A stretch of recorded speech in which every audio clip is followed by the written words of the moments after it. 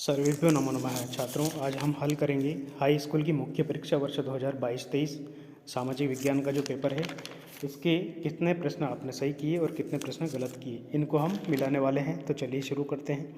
सबसे पहला जो प्रश्न है इसको हम देख लेते हैं। नेपोलियन का इटली पर हमला हुआ 1797 ईस्वी में, 1798 या फिर 1799 या 1796 ईस्वी में। तो यहाँ पर हम लिखेंगे 1797, ए वाला ऑप्शन सही करेंगे।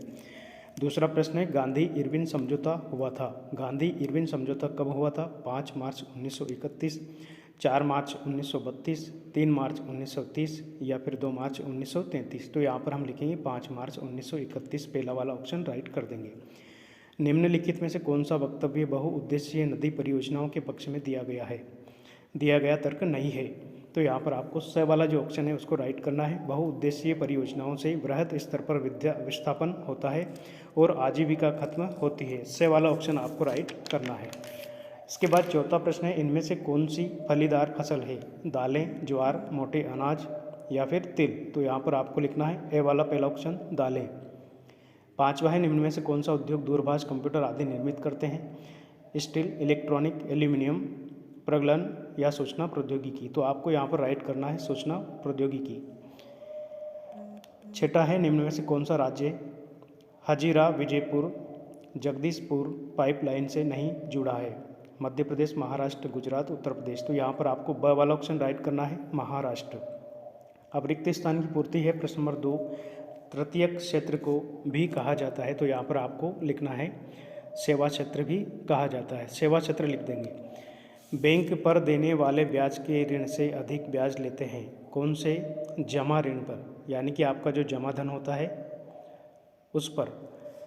तो आपको लिखना है जमा पर।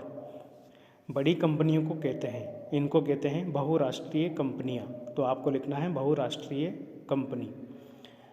चौथे में, वृक्ष की पूजा सदियों पुराना जनजातीय विश्वास है। तो यहाँ पर आपको वृक्षों की पूजा, आदिवासी जो लोग हैं वृक्षों की पूजा करते थे। अफ्रीका में 1890 के दशक में नामक बीमारी बहुत तेज़ी से फैल गई थी। कौन सी बीमारी थी? वो थी रिंडरपेस्ट नामक बीमारी। रिंडरपेस्ट आपको लिखना है। औसत आय को कौन सी आय कहा जाता है? आपको रिक्त स्थान में लिखना है प्रति व्यक्ति आय भी कहा जाता है। तो रिक्त स्थान में आपको ऐसा लिख देना है। सही जोड़ी में देखिए, आपको सबसे पहले रोलेट एक्ट है, इसको आपको मिलाना है 1919 से। रोलेट एक्ट 1919, जेम्स वाट इसने भाप के इंजन का आविष्कार किया था। भाप का इंजन, इससे आप मिलाएंगे। संघ सूची, इसको आप मिलाएंगे प्रतिरक्षा सूची से, प्रतिरक्षा से। मोटर गाड़ी उद्योग, इसको आपको मिलाना है गुरुग्राम से। कृत्रिम पत्तन, इसको मिलाना है चेन्नई से। और नेपोलियन की हार, इसको मिलाना है 1815 से। अब इसके बाद देखिएगा प्रश्न नंबर 4, जिसमें हमें सत्य असत्य लिखना है। सबसे पहला है, कोलकाता एक समुद्री पत्तन है, ये असत्य है। दूसरा, जनवरी 1923 में असहयोग और खिलाफत आंदोलन शुरू हुआ था, ये भी असत्य है। 18वीं सदी तक महीन कपड़े के अंतर्राष्ट्रीय बाजार पर भारत का दबदबा था, ये बिल्कुल सत्य है। लोकतंत्र में सभी नागरिकों को एक ही वोट का अधिकार है, ये भी सत्य है। हरियाणा राज्य की प्रति व्यक्ति आय सबसे अधिक है, ये भी बिल्कुल सत्य है। और मनरेगा कानून 2005 से लागू किया गया, ये भी बिल्कुल सत्य है। तो इसके बाद अगला प्रश्न है, एक वाक्य में या एक शब्द में उत्तर दीजिए। पूरे देश के लिए बनने वाली एक सामान्य सरकार को कहते हैं। तो यहाँ पर हम लिखेंगे संघ सरकार, केंद्र सरकार। फिर देखिए इसी का प्रश्न नंबर 2 है, नागरिकों की गरिमा तथा स्वतंत्रता को बनाए रखने के लिए कौन सी शासन प्रणाली उत्तम है? तो यहाँ पर हम लिखेंगे लोकतांत्रिक शासन प्रणाली सबसे उत्तम है। वह शासन व्यवस्था जिसमें एक ही समय में 2 या 2 से अधिक सहयोगी राजनीतिक दलों द्वारा गठित सरकार क्या कहलाती है?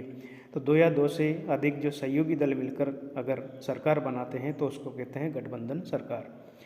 उस प्रक्रिया को क्या कहते हैं जिसमें लोग ग्रामीण क्षेत्रों से शहरी क्षेत्र की ओर पलायन करते हैं? तो इसको कहते हैं नगरीकरण। सामाजिक विभाजनों का प्रमुख आधार क्या है?